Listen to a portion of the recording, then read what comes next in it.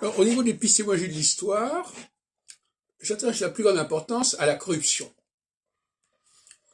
Alors, tout ce qui est de l'ordre de la corruption est essentiel pour l'historien, parce que ça vient déformer le point de départ, ça peut éventuellement l'enrichir, si on veut.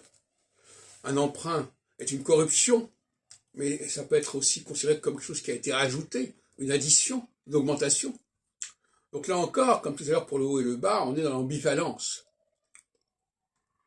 Alors, moi ce qui m'intéresse, c'est, dans le cas des centuries, il y a une corruption du texte principal, parce que le texte principal ne comprenait pas les centuries, c'est quelque chose qui a été greffé sur les centuries, par exemple.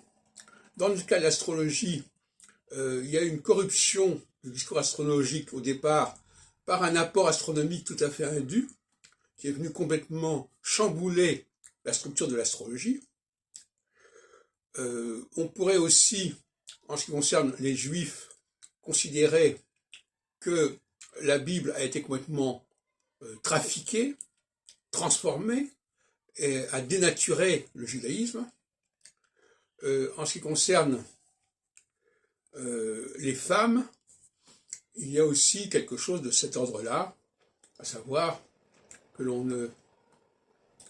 on n'y voit plus très clair, parce que justement, il y a des idées d'égalité qui viennent fausser le débat, des parités, alors qu'en réalité, on est dans un processus cyclique.